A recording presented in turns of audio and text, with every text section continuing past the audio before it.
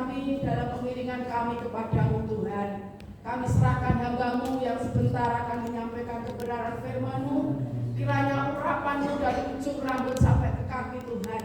Kiranya hanya kuasa-Mu, Roh Kudus-Mu yang bekerja di dalam kehidupan hamba-Mu. Kami percaya apa yang disampaikannya Tuhan sesuai dengan isi hati-Mu ya Bapa. Tuhan, kami sudah memuji, memuliakan Engkau. Tiba saatnya kami mendengarkan firman-Mu ya Bapa. Kiranya jikalau ada kuasa-kuasa yang tidak datangnya dari Tuhan, kami tolak, kami hancurkan di dalam nama Yesus. Biarlah kuasa Roh Kudus yang bekerja di tengah-tengah kami. Biarlah kuasa firman-Mu benar-benar mengubahkan hidup kami Tuhan. Terima kasih Bapa, kami siap untuk mendengarkan. Di dalam nama Tuhan Yesus, jadikan kami Maria-Maria yang tinggal tenang di bawah kaki Tuhan, mendengarkan firman-Mu Bapa. Di dalam nama Tuhan Yesus kami sambut firman-Mu. Haleluya. Amin. Amin. Silakan duduk kembali. Puji Tuhan. Kita ada pagi hari ini semua karena kemurahan Tuhan luar biasa. Berdoa biar yang sakit juga dijamah, disembuhkan, dipulihkan oleh Tuhan. Pagi hari ini saya mengajak kita untuk melihat sesuatu yang jarang dikhotbahkan di gereja-gereja. Ya. Tapi saya percaya bahkan di mimbar ini jarang kita membicarakannya. Tapi saya berdoa biar kebenaran pagi hari ini memberkati kita sekalian. Kita buka kitab Rut pasal yang pertama ayat 1 sampai ayat yang kelima.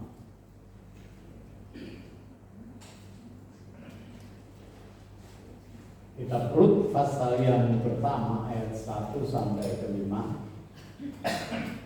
Akan tampilkan bersama, saya bacakan bagi kita semua. Pada zaman para hakim memerintah, ada kelaparan di tanah Israel. Lalu pergilah seorang dari Betlehem Yehuda beserta istrinya dan kedua anaknya laki-laki ke daerah Moab untuk menetap di sana sebagai orang asing. Nama orang itu ialah Elimelek, nama istrinya Naomi, dan nama kedua anaknya Mahlon dan Kilion.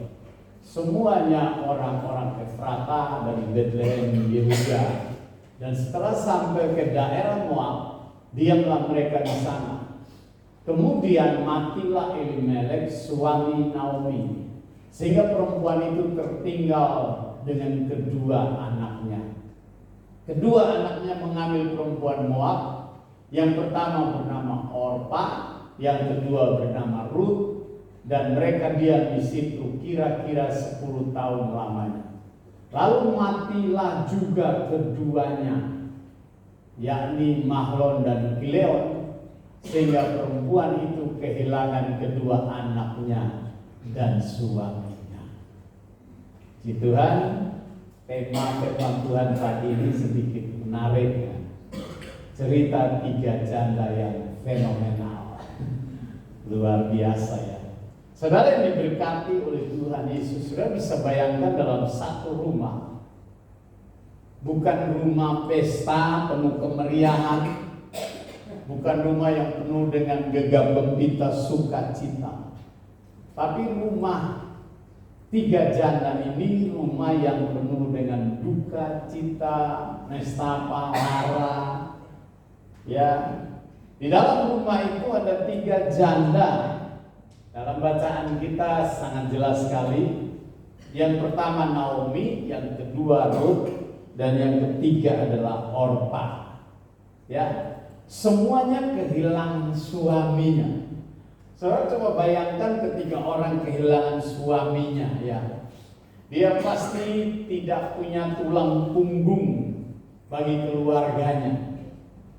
Seperti rasa-rasanya tidak ada masa depan. Ceritanya sangat suram, tidak ada pengharapan. Apalagi mereka berada di daerah negeri orang, dalam kesulitan yang luar biasa. Alkitab mencatat bahwa di daerah Timur Tengah, khususnya di Betlehem Efrata, terjadi sebuah masalah besar yaitu kelaparan. Dan Elimelek mengajak Naomi istrinya, datanglah mereka ke Moab, ya, mencari sesuap nasi. Mereka bekerja banting tulang untuk bisa meraih apa yang harusnya menjadi harapan bagi sebuah keluarga.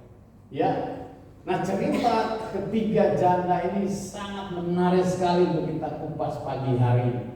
Alkitab mencatat dalam zaman itu, zaman orang Yahudi pada waktu itu, janda itu identik dengan kemiskinan, janda itu identik dengan penderitaan, janda itu identik dengan kesepian.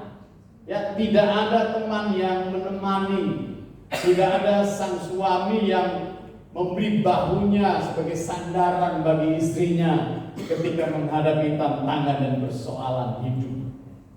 Jadi rumah ini bisa disebut rumah yang hampir kehilangan masa depan. Rumah tiga janda ini penuh dengan cerita air mata dan duka cita. Saudara bisa bayangkan, tadi saya ceritakan bagaimana mereka harus kehilangan suami tercinta di tengah-tengah kalutnya perjuangan hidup di negeri orang. Mereka tidak punya harapan, tidak punya masa depan. Yang ada hanya cerita derai air mata. Tapi saudara, seringkali Tuhan memulai mujizatnya dari tempat yang paling hancur dan tidak menentu. Amin. Tuhan punya rancangan yang besar di balik semua peristiwa yang terjadi atas kehidupan Naomi. Nah, pagi ini kita mau belajar beberapa hal penting yang bertalian dengan kebenaran firman Tuhan. Ya, penderitaan yang datang bertubi-tubi itu sangat luar biasa. Alkitab mencatat awalnya keluarga Naomi pindah dari Bethlehem ke daerah Moab karena kelaparan. Ya. Tetapi di Moab juga terjadi sesuatu tragedi yang sangat memilukan. Elimelek Elimelek meninggal. Kita tidak tahu, tidak dijelaskan penyebab meninggalnya karena apa. Mungkin karena sudah tua, atau mungkin karena sakit, ya karena kondisi ekonomi yang sangat luar biasa. Suami Naomi itu mati. Lalu kemudian anaknya dua, Mahlon dan Gileon, dinikahkan dengan dua orang Moab, Rut dan Orpa. Dengan berjalannya waktu, apa yang terjadi? Ternyata kedua menantunya juga meninggal. Sudah bisa bayangkan sebagai seorang ibu kehilangan suami yang dicintai, lalu kehilangan menantu yang dia kasihi.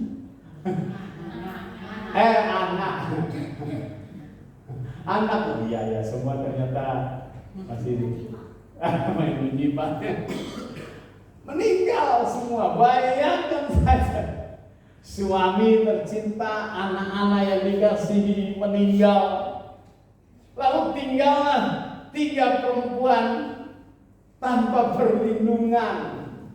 Ya, tadi saya cerita bahwa janda itu identik dengan kemiskinan, kelaparan, tidak ada harapan. Yang ada deraian air mata. Di daerah orang mau pulang kembali ke negerinya, nanti apa kata orang. Sebab kalau nanti kita baca sejarahnya, akhirnya Naomi berkata, jangan dipanggil aku Naomi, panggil saja Mara. Berarti Naomi itu manis awalnya ya, tapi berubah menjadi pahit. Wah, ini mengerikan sekali Bapak Ibu. Ya, jangan sebut aku Naomi yang dulunya manis kelakuannya, tapi panggil aku Mara karena hidupku sangat pahit. Ya, sebuah cerita yang tidak mengenakan di telinga. Kadang hidup kita juga seperti itu Bapak Ibu. Amin. Kalau bicara masalah, tidak ada yang mau katakan amin. Kadang hidup kita ya, dalam keluarga, dalam pertemanan, dalam kehidupan bermasyarakat, masalah datang itu nggak habis-habis, seperti antri begitu ya. Ya, satu belum selesai, muncul yang lain. Satu sedang dicari jalan keluar, muncul bertubi-tubi. Ya, masalah keluarga, masalah anak, masalah pekerjaan, masalah studi, masalah kesehatan. Sepertinya semua ngantri untuk mau menghantam kehidupan. Ya, kesedihan bukan akhir dari cerita ini, tapi cerita ini menjadi sebuah cerita yang menarik karena ada kuasa Tuhan yang sedang bekerja di balik semua yang terjadi atas Naomi dan kedua menantu. Ada rancangan Tuhan yang sedang Tuhan rancang atas hidup Naomi. Naomi tidak tahu apa yang terjadi di balik peristiwa itu sampai dia berkata, panggil aku saja, marah karena hidupku sangat pahit. Nah, saya menemukan ujian kesetiaan melalui penderitaan yang dialami Naomi itu sungguh sangat luar biasa. Nah, ketika kedua menantunya sudah kehilangan suami yang tercinta, Naomi berkata kepada kedua menantunya, wajar kok sebagai seorang ibu yang baik. Kalau tradisi Israel itu kan, kalau dia punya anak, anaknya meninggal, dia harus punya keturunan lagi, baru dinikahkan dengan menantunya. Naomi berkata, wah, saya ini sudah tua, tidak mungkin saya menikah dan punya anak lagi. Tidak ada harapan untuk masa depan kalian. Sekarang kedua menantu menghadap ke sini. Saya mau katakan sebuah pesan yang sangat luar biasa. Pulanglah kamu masing-masing ke rumah ibumu. Ini kan pesan yang bagus, tahu. Pulang. Aku seorang janda yang sudah tua, yang sudah peot, nak mungkin punya keturunan lagi untuk menikahkan kepada kamu. Sekarang berkemaslah dan kembali ke rumah orang tua kalian. Mungkin aku yang sekarang ini sebentar lagi sudah tidak ada mengikuti suami, atau mungkin aku pulang ke negeriku karena tidak mungkin aku bawa kalian ke sana. Di sana juga saya sudah menjual semua harta milik saya.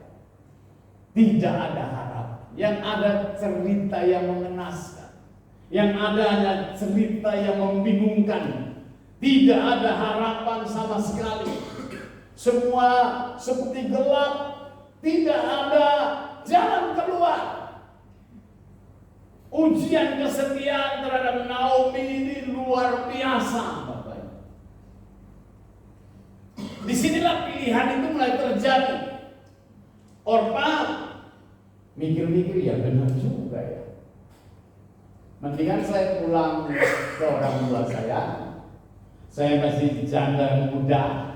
Siapa tahu bisa dapatkan pendamping, pengganti suaminya yang meninggal.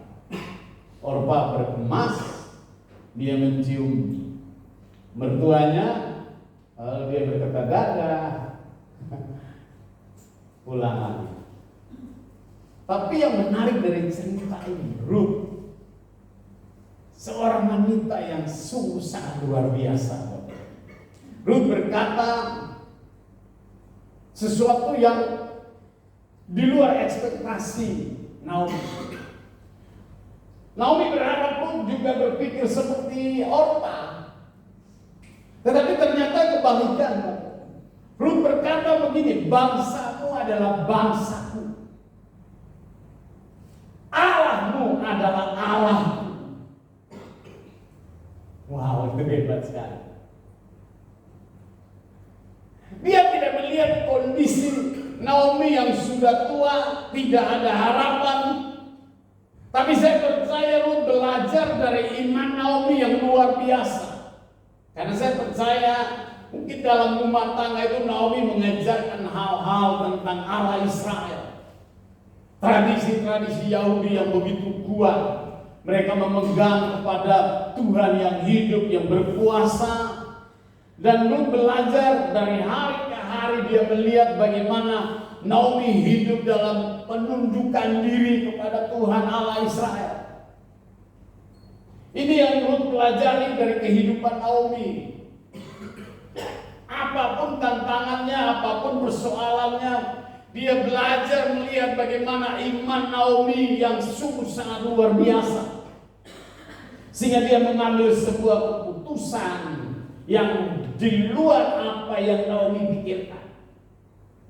Dia berkata dengan mantap, mertuaku, dengar, bangsamu adalah bangsaku juga. Allahmu adalah Allahku juga. Artinya apa? Ruth memilih kembali ke Israel. Sekalipun masa depannya gelap, tidak jelas, tidak ada harapan sama sekali. Dia berharap mungkin sampai di sana ya saya membantu mertua saya, apa yang bisa saya lakukan. Tapi minimal saya mau belajar hal yang baru dari tradisi Yahudi. Bagaimana iman mereka kepada Allah yang luar biasa. Saudara, banyak orang mau ikut Tuhan kalau hidupnya enak. Banyak orang mau ikut Tuhan kalau hidupnya diberkati. Ada banyak orang mau ikut Tuhan kalau doanya dijawab Tuhan.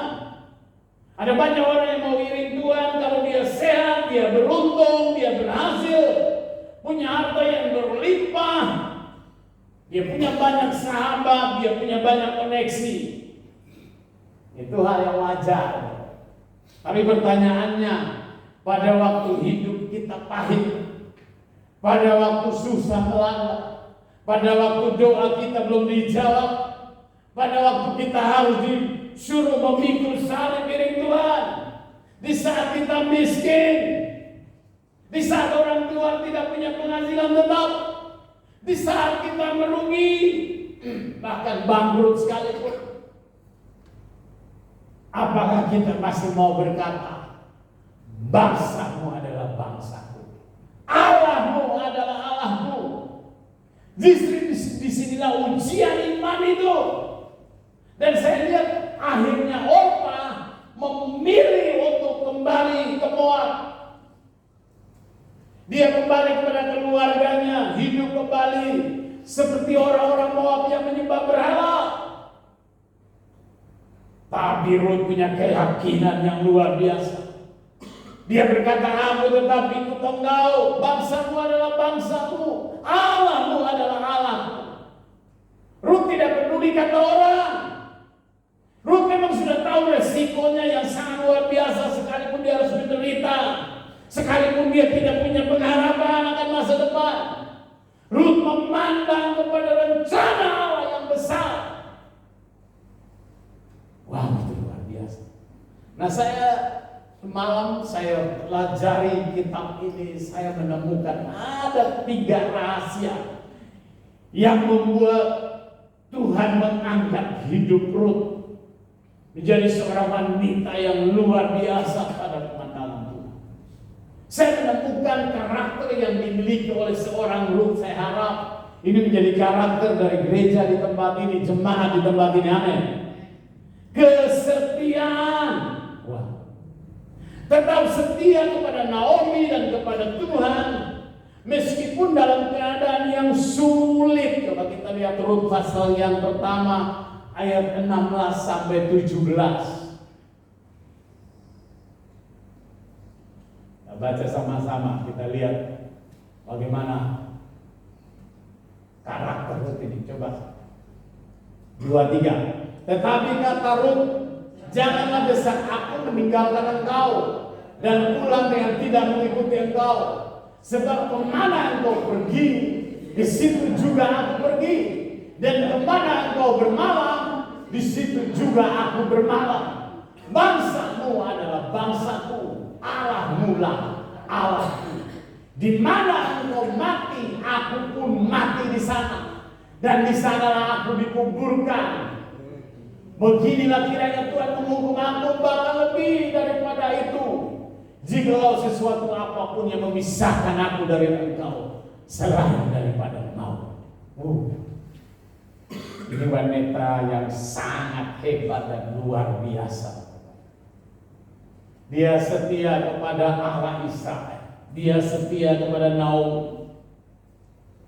Dia buat sebuah pernyataan iman yang luar biasa. Di mana engkau dikuburkan, aku pun dikuburkan di sini. Bahkan dia berkata, tidak ada yang memisahkan aku dari engkau kecuali maut. Ini hebat sekali. Kalau jemaat di tempat ini, wanita-wanita di tempat ini punya iman yang seperti ini, saudara dapat penghargaan dari Tuhan. Amin, mau? Setia walaupun sendiri, setia walaupun ditinggalkan suami, setia walaupun semua orang menjauh. Ada lagunya kan? Pak Pus sering setia, setialah, setia sampai mati, seperti Tuhan Yesus, setia sampai mati. Apakah balasanmu untuk kasih setianya? Setia, setialah, setia sampai mati. Kita beri tepuk tangan buat Tuhan kita. Saya lihat orang-orang di sini orang-orang yang setia dan Tuhan menghargai iman. Tuhan menghargai kesetiaan. Istri saya waktu berdoa, Tuhan kasih sebuah rahasia. Dia bilang, Tuhan bilang, aku menunggu kamu di ujung kesetiaan.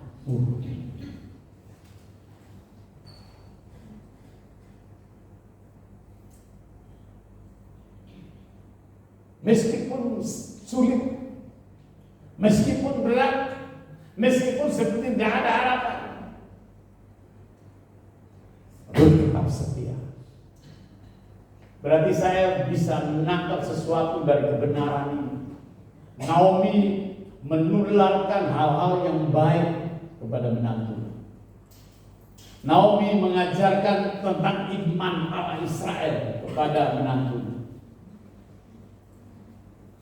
Dan Ruth menangkap pesan yang luar biasa. Sampai ada kata-kata yang sangat menarik. Allahmu adalah Allahku. Yang kedua, saya menemukan rahasia kenapa Ruth dianggap oleh Tuhan. Dia seorang yang rendah hati dan mau belajar. Dia rajin, mau bekerja keras. Dia harus memungut jelai tanpa merasa malu. Coba kita lihat Rut pasal 2 ayat 2 sampai 3. Rut pasal 2 ayat 2 sampai 3. Coba kita baca ibu-ibu ya. 2-3. Maka Rut perempuan Moab itu berkata kepadanya, biarkanlah aku pergi ke ladang memungut bulir-bulir jelai di belakang orang yang murah hati kepadaku. Dan saud Naomi kepadanya, pergilah anakku. Pergilah ia lalu sampai di ladang dan memungut jelai di belakang penyabit-penyabit. Kebetulan ia berada di tanah milik Boas yang berasal dari kaum Elimelek. Garis bawahi kaum Elimelek. Elimelek itu tahu cerita tadi? Suaminya Naomi. Jadi kira-kira Elimelek ini kepala suku, orang terpandang pada waktu. Sudah bisa bayangkan dia orang terpandang. Berarti saya bisa gambarkan bagaimana kelaparan yang sangat luar biasa. Orang terpandang ini kehilangan segalanya dan dia harus pindah ke Moab. Berarti ini menggambarkan sebuah penderitaan kelaparan yang hebat di daerah Efrata. Yang menarik adalah Rut itu seorang yang rendah hati dan rajin. Tradisi ini mirip dengan tradisi kami di Timur sana. Saya masih ingat bapak saya kan kalau musim panen kami tidak tinggal di rumah. Kurang lebih 3-4 kilo kami buat rumah-rumahan di sawah, karena sawah ini banyak sekali. Lalu tinggal di sana. Bapak saya memesan, nanti kalau panen jangan diambilkan semua. Ada yang memang sudah roboh, ya biarkan saja. Nanti ada orang-orang yang butuh, entah janda, orang miskin, orang lapar, biarkan mereka memungut dari hasil padi yang tersisa. Saya masih ingat pesan bapak saya itu seperti itu. Dan penyabit itu kalau sudah nyabit padi itu, saya lihat ada janda-janda yang di belakang memungut, mereka dapatnya banyak. Kadang bapak saya lihat dapatnya ya sebakul gitu, sore kalau panen dikasih lagi. Kalau penyabit sudah makan siang, orang-orang yang miskin itu suruh ikut makan bersama. Lalu ikut, kalau mau kerja, mau ikut membantu, silakan, nanti dikasih bagian. Itu setiap hari saya lihat seperti itu, kok tradisinya mirip begitu. Rut ini seorang yang cantik, pandai, rajin, taat beribadah. Tapi yang menarik adalah dia seorang yang rendah. Dia seorang yang rajin. Dia tidak malu apapun yang dia kerjakan.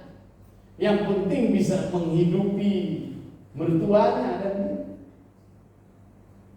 ini menarik. Dia memungut nyelai tanpa rasa malu. Dia tidak pusingkan siapa mereka, nggak mau tahu.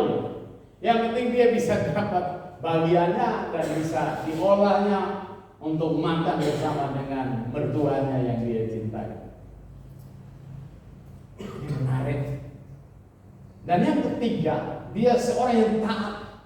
Dia mengikuti nasihat Naomi dan berjalan sesuai dengan kehendak Tuhan. Kalau sudah baca di dalam Rut pasal yang ketiga, pokoknya Naomi bilang apa dia lakukan saja. Dia belajar bagaimana seorang Naomi yang mengajari tradisi Yahudi yang begitu kuat. Dan dia taat melakukannya. Dia setia melakukannya. Dia taat melakukan seperti yang Naomi pesankan. Kesetiaan, kerendahan hati, dan ketaatan adalah karakter yang dipakai Tuhan untuk mengangkat seseorang menjadi cemerlang, menjadi seorang yang berhasil, menjadi seorang yang beruntung. Nanti kalau kita terus melihat sejarah ini, cerita ini sangat menarik sekali. Kalau saudara baca kitab Rut ulang dan coba dibaca, berkali-kali saudara menemukan hal yang sungguh luar biasa. Saya menemukan yang berikut adalah Tuhan bekerja di balik linangan air mata. Alkitab mencatat ketika sampai di Bethlehem, kita tahu Rut itu kan seorang janda yang miskin. Ia bekerja memungut jelai sisa panen di ladang. Tetapi di ladang itu ia bertemu dengan Boas. Nah, kita mau lihat tradisi Yahudi ya. Tradisi Israel tentang penebus Goel dalam bahasa Ibrani adalah ketetapan dalam hukum Taurat untuk memulihkan hak keluarga yang mengalami kesulitan. Jadi seorang Goel itu pertama dia harus menebus tanah keluarga yang telah dijual agar tetap berada dalam garis keturunan keluarga. Nah, kita tahu ketika terjadi kelaparan, Elimelek dia menjual tanahnya, lalu dia pindah ke Moab. Nah, supaya tanah ini tidak jatuh ke milik orang lain, garis keturunan yang lain, seorang Goel itu dia harus bisa membeli tanah itu supaya tetap berada dalam garis keturunan keluarga mereka. Ini tradisi Yahudi pada waktu. Yang kedua, menikahi janda kerabat yang tidak memiliki keturunan untuk meneruskan nama dan garis keturunannya. Nah, Naomi tahu cerita ini. Kamu seorang janda. Tradisi kami itu seperti itu. Dia belum bilang sama Ruth, tapi dia bilang lakukan saja, taat saja, karena dia tahu bahwa nanti ada seseorang yang harus melanjutkan janda kerabatnya yang anak-anaknya meninggal. Dia harus menikahi janda tersebut untuk meneruskan nama dan garis keturunan baginya. Naomi menangkap hal yang luar biasa. Rahimku tidak mungkin punya keturunan lagi, tapi ada keluargaku, orang-orang yang diberkati Tuhan. Dia tahu rahasia ini, dia menyimpannya dalam hati, dan taat melakukannya. Wah, luar biasa. Hal yang berikut, seorang Goel itu menebus anggota keluarga yang menjadi budak karena hutang. Jadi zaman itu,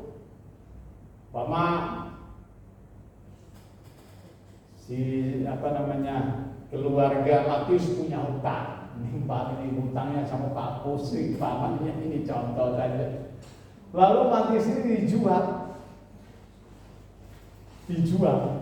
ke Pak Pus. Umpama saya papanya Matius, saya tidak punya hutang sama Pak Pus, saya tidak sanggup membayar, ya. Lalu akhirnya saya tukar hutang saya ini dengan Matius. Ambil di sini Matius. Ambil aja. Seorang Goel itu dia harus menebus kembali. Jadi umpama dijualnya sekian dinar. Seorang Goel itu dia harus menebus kembali. Matius, dia harus bayar ganti ruginya. Seorang Goel itu seperti itu, ya, tradisi pada waktu itu. Ada lagi tradisi yang lain, menuntut keadilan bagi keluarga yang terbunuh sebagai penuntut darah. Jadi kitab Rut ini menarik sekali. Yang diceritakan di situ adalah Boas menjadi penebus kerabat dengan menebus tanah milik Naomi dan menikahi Ruth. Jadi tanahnya dibeli supaya jangan jatuh ke tangan orang lain, tetapi sekaligus bisa menikahi Ruth sehingga memulihkan keluarga mereka. Ini tindakan Boas ini sebuah tindakan, ini gambaran tentang Tuhan Yesus sebagai penebus yang memulihkan dan menyelamatkan umat. Wow, itu luar biasa. Jadi cerita kitab Rut ini sangat menarik sekali. Boas adalah penebus keluarga, dan akhirnya Rut menikah dengan Boas. Naomi yang tadinya pahit, saudara lihat, hidupnya dipulihkan Tuhan. Amin. Kalau saudara baca sejarahnya, lalu lahirlah seorang anak yang bernama Obed. Jadi Rut menikah dengan Boas, seorang Goel tadi, penebus itu. Lalu Rut melahirkan Obed. Nah, lalu saudara tahu Obed melahirkan siapa? Isai. Isai melahirkan Daud. Di kemudian hari Yesus Kristus lahir dari keturunan Daud. Kita beri tepuk tangan buat Tuhan kita. Yang Tuhan bekerja di balik semua peristiwa sejarah yang menarik. Kalau Rut tidak taat, cerita ini tidak akan diangkat dalam hal ini. Tapi karena ketaatan Rut, keberanian Rut, dicatat sangat luar biasa. Yesus Kristus lahir dari keturunan Raja Daud. Jadi rumah 3 janda ini yang tadinya penuh tangisan, ternyata Tuhan bisa mengubah, Tuhan bisa membawa kepada rencana yang ajaib, sampai puncaknya lahirlah Sang Mesias. Dan saudara tahu, gara-gara si Rut hari ini kita percaya kepada Mesias, anak Allah yang hidup, karena karakter yang luar biasa dimiliki oleh seorang Rut itu. Jadi saya mau katakan begini, apapun yang kita alami hari ini, jangan bersungut-sungut, amin. Bersyukur, katakan amin, ya Tuhan. Walaupun situasinya sulit, ada Tuhan, ada rencana Tuhan di balik semua yang terjadi. Pikiran kita terbatas, kita tidak tahu apa yang terjadi di depan kita. Tapi Dia Tuhan yang Maha tahu. Rencananya tidak pernah gagal. Dia maha ajaib dan Dia luar biasa. Jalani saja proses yang sedang terjadi, jalani. Hari demi hari lakukan saja. Dalam ketaatan, dalam kesetiaan, dalam kerendahan hati, dalam kerajinan, saudara akan dibuat terheran-heran. Oh, ternyata endingnya seperti ini. Kalau lu tahu ceritanya seperti ini, atau Orpa tahu ceritanya seperti ini, Orpa tidak pulang ke mertua. Tuhan sedang merendah apa yang sudah kita alami. Ada lagunya kan? Lagunya Tuhan sedang merendah. Halo, saya lupa kata-katanya. Apa ya kau alami ini, mungkin tak dapat jangan bilangnya kau, coba aku. Aku mengerti cobaan yang aku alami, tak melebihi kekuatanku. Amin. Tanganku, coba lambaikan tangannya. Sedang merendah suatu karya yang aku mulia. Saatnya kan tiba nanti, ku lihat kasih-Mu. Tepuk tangan buat Tuhan kita. Itulah Allah kita. Allah yang disembah oleh Rut, Allah yang disembah oleh Boaz, Allah yang disembah oleh Naomi, Allah yang sama yang saya beritakan hari ini. Kasih kuasanya tidak pernah berubah. Itulah hebatnya Allah Israel. Dan kita bangga punya Allah hebat ini. Saudara dengar, kalau hari ini hidupmu terasa baik, jangan menyerah. Kalau rumah tanggamu hari ini mungkin penuh linangan air mata, saya katakan satu hal, jangan pernah putus asa. Karena Tuhan kita adalah Tuhan yang ahli mengubah kesedihan menjadi kemuliaan. Haleluya. Siapa menyangka 3 janda tadi, ya, menjadi awal dari garis keturunan juru selamat Yesus Kristus Tuhan. Siapa menyangka? Tuhan punya rencana yang besar dan ajaib atas ini. Kita terus berjalan, direla saja, taat saja, lakukan saja, tanpa mengeluh. Anda mengeluh, prosesnya dari awal lagi. Ini contohnya, saya mau jalan ke rumah Pak Pur. Sampai sudah tinggal 100 meter saya mengeluh. Ulang lagi saya start ulang dari begonan di sana. Berkali-kali lah. Sudah mau dapat hasilnya, gagal lagi karena nekat, tidak setia, memberontak, mengomel. Lalu kita mulai bilang begini, kok Tuhan pilih kasih ya doanya Mas Matius dari Papua didengar Tuhan. Kok doanya saya enggak? Ya karena Matius taat. Kita harus ulang lagi dari awal. Mengulang terus berkali-kali Tuhan kasih kita kesempatan. Kayak ujian susulan terus. Ya enggak lulus. Jangan salahkan gurunya. Dulu sadar dikasih hal yang sangat besar, nggak sabar, salah sedikit aja, ya dikasih ujian susulan. Lah kalau Tuhan Yesusnya bagus, mungkin dia karena kasih sayang, cara Tuhan nggak begitu. Ulang lagi dari awal. Yerusalem ini tempat yang kudus, tidak bercacat, tidak bercela. Amin ya. Surga itu tempat yang maha kudus. Mempelainya dipersiapkan jauh-jauh hari. Makanya saya bersyukur Tuhan belum datang. Memang jemaat belum siap. Kenapa kita belum dipanggil Tuhan? Ya kita belum siap. Iya, Tuhan itu hebat ya. Ya benar-benar saya tuh kagum. Ya, ku kagum hormat akan Engkau.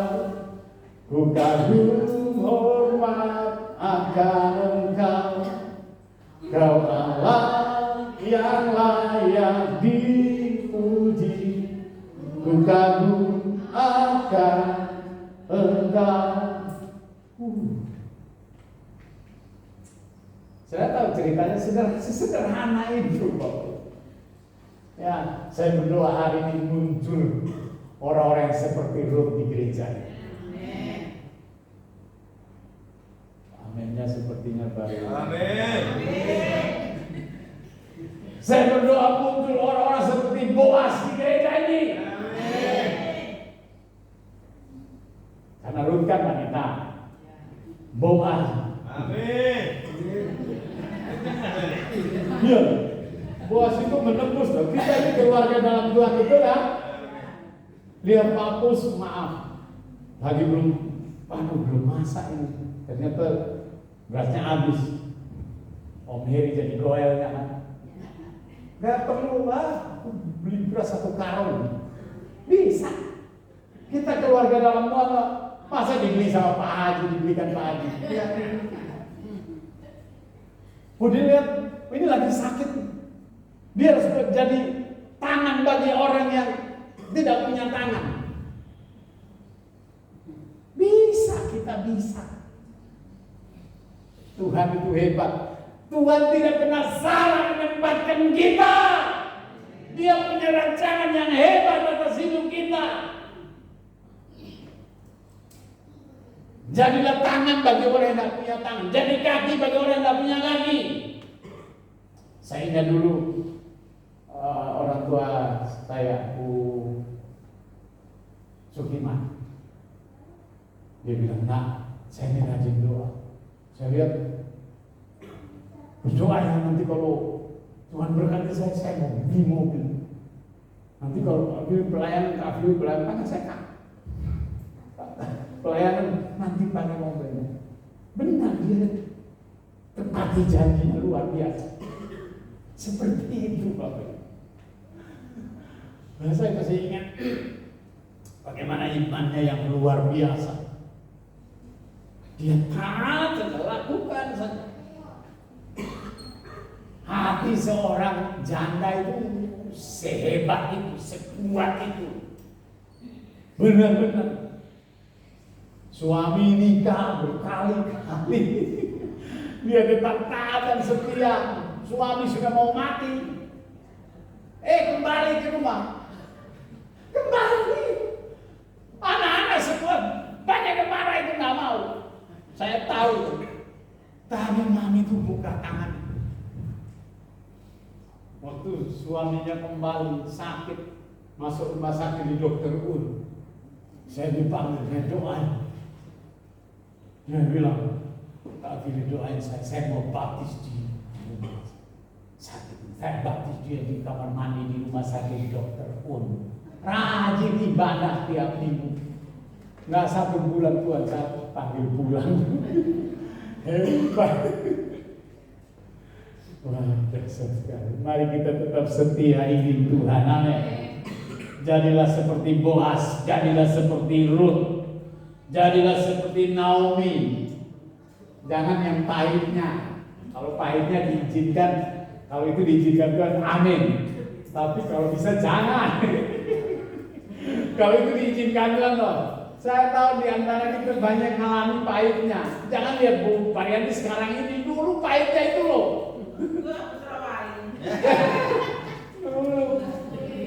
Iya, jangan lihat Om Mary hari ini. Aduh, dulunya itu loh, coba review kembali 40 tahun yang lalu, 30 tahun yang lalu. Bener enggak? Iya, orang lihatnya sekarang. Nggak mau ngalamin proses. Anak muda sekarang kan nggak mau ngalamin proses. Maunya semua beres, semua ada. Amin. Pikul salib. Salibmu. Ya. Tuhan berkati kita sekalian. Saudara ngerti kebenarannya tak? Akhirnya Yesus Kristus lahir. Hanya karena seorang guru taat, setia, iring Tuhan. Dia menyelesaikan cerita imannya dengan mantap dan luar biasa. Sampai namanya tertulis dalam sebuah kitab yang dipercayai oleh semua orang percaya di bumi. Kitabnya hanya pendek, namanya Rut. Oh, hebat. Hanya 3 huruf. Rut. Tapi jarang ya orang Kristen anaknya dikasih nama Rut. Ya, maksudnya ada tapi jarang gitu loh. Seperti Sarah itu nama yang bagus. Dulu si Sarah kita kasih nama Sarah, tapi yang dipanggil Olive. Sarah, saya kasih nama Sarah itu nama yang bagus itu. Orang maunya Olive, wangi, bahkan bunga. Padahal Sarah itu hebat. Ya, doa saya menyertai kebenaran ini menjadi berkat bagi kita sekalian. Mari Pak Kus berdoa mengucap syukur buat Tuhan.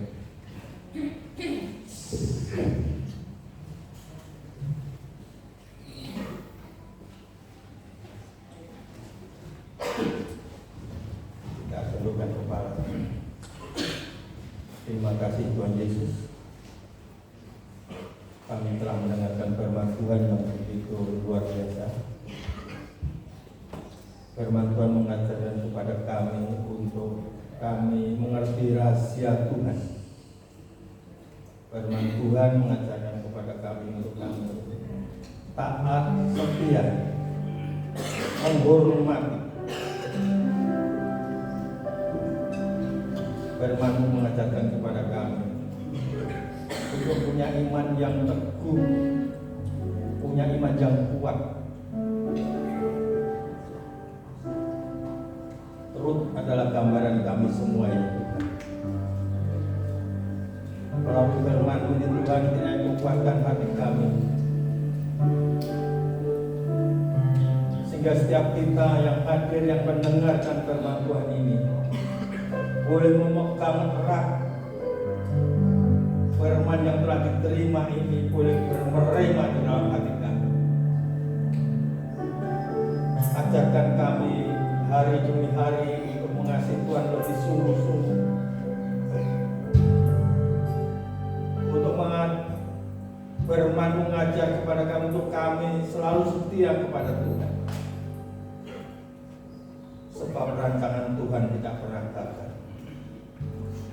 Terima kasih Bapa, berkati kami semuanya yang hadir di tempat ini. Berkati setiap apa yang dikerjakannya, apapun yang diusahakannya. Dan Tuhan memberkati sehingga berhasil. Kami khusus berdoa buat anak-anak yang hari ini sudah menerima sekolah yang baik di tingkat SMP maupun yang SLTA. Berikan kepada kami, anak-anak kami, untuk sungguh-sungguh setia kepada Tuhan, dan sungguh-sungguh memberikan hikmat kecerdasan dimanapun mereka ditempatkan. Berkati juga yang kuliah, yang melakukan aktivitas perkuliahan dimanapun berada mereka. Terkhusus saya berdoa buat saudari yang akan KKN di Pemalang, adik Vini, kakak Vini, berkati, beri kemampuan, beri hikmat, lindungi, sertai, jauhkan dari mara bahaya malapetaka di mana dia jauh dari orang tuanya. Engkau yang begitu baik, Engkau yang begitu mengasihi. Demikian juga kami semuanya Tuhan, anak-anak kami yang hari-hari undur daripada Tuhan, yang anak-anak kami yang lepas daripada kami imannya, Tuhan tolong kembalikan mereka. Engkau sanggup melakukan segala perkara ya Tuhan, dan kami percaya Engkau menolong kami. Berkati hamba-Mu Bapak Pendeta Filemon yang telah memberkati kami melalui firman Tuhan. Berkati dimanapun hamba-Mu melayani, Tuhan pakai dan Roh Kudus pemimpinnya selalu. Terpujilah nama-Mu Tuhan. Sebentar kami juga akan memberikan persembahan, berkati hati kami untuk suka memberi, bahkan memberi dengan sukacita. Haleluya. Amin.